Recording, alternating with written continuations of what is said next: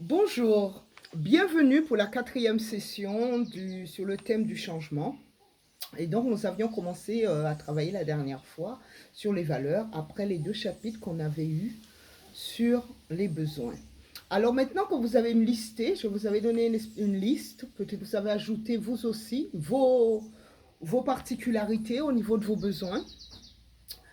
Alors maintenant, vous allez aligner vos besoins et vos changements, vos besoins et vos valeurs, excusez-moi, vous allez les aligner, ce qui est le plus important. Au niveau de valeur, vous allez mettre de 1 à 10 et à vos besoins aussi. Bon, vous allez faire ça tranquillement. Quoi qu'il en soit, ce sera hyper intéressant parce que ça va vous permettre d'avoir une boussole. Peu importe euh, ce que vous voulez faire dans votre vie, ce que vous voulez aussi changer, il faut savoir quels sont vos besoins et quelles sont vos valeurs. Plus vous serez cela, plus vous serez apte à changer de posture, à aussi garder la posture dont vous savez que vous êtes bien, ou aussi à pouvoir dire oui, à pouvoir dire non. Alors c'est pour vous-même, vos propres valeurs, pour aussi votre société. La société, l'environnement dans lequel vous vivez. Nous avons donc tendance à porter des masques. Nous portons des masques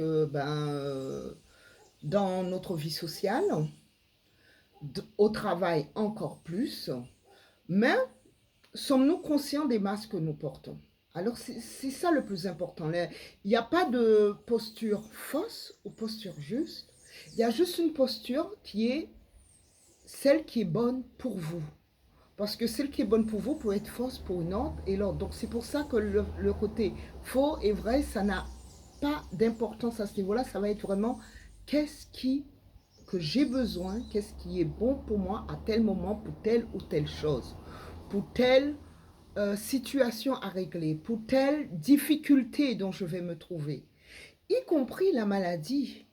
Quand on est dans des situations de maladie, qu'est-ce qui s'est passé? Quelle est comment on en est arrivé là? Quels sont nos antécédents, excusez-moi, les antécédents de nos familles, etc. Donc, c'est plein de questions comme ça qu'on qu'on va essayer de résoudre pour pouvoir arriver à cette idée de changement. Le changement intérieur, le changement dans notre société, en sachant bien nos valeurs et nos besoins. Plus nous allons les identifier, mieux sera.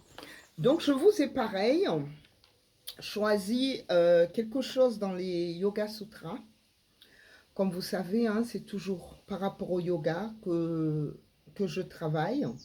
Alors là, ce serait plutôt dans l'idée de la posture. Parce qu'en yoga, justement, nous pratiquons des postures. Alors, il y a plusieurs styles de yoga. Il y a des ceux que je fais, c'est le Hatha Yoga.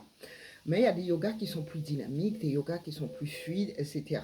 Mais peu importe, ils ont, par rapport soit à leur enchaînement, soit à la posture elle-même, il y a un état d'être, quelque chose qu'on doit réussir à atteindre, qui est l'état yoga, c'est-à-dire une espèce d'équilibre intérieur.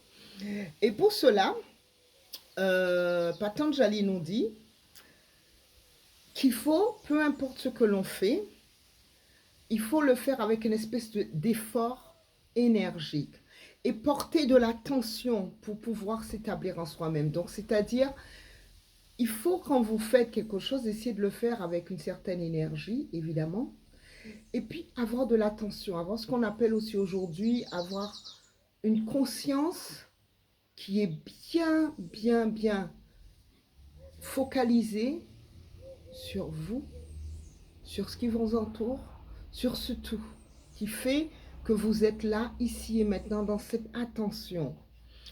Donc, vous n'avez pas besoin de chercher des postures difficiles, ni compliquées.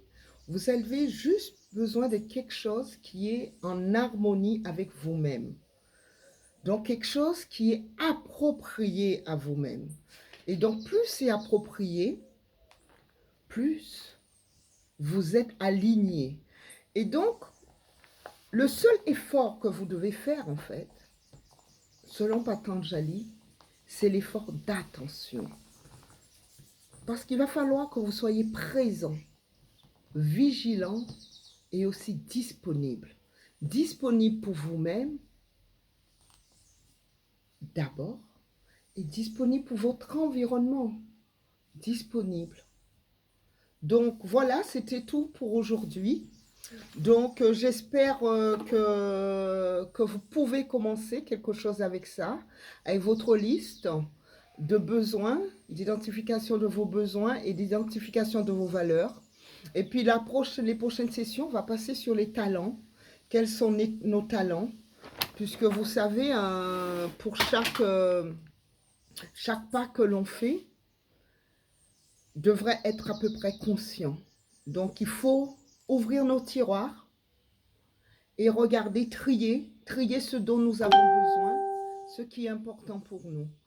Et puis, plus on a des données, j'aime bien aussi des fois dire, finalement, notre cerveau, nous-mêmes, nous sommes comme un ordinateur.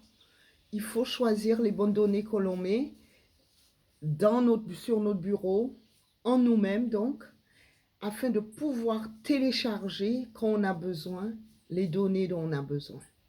Bon, namaste.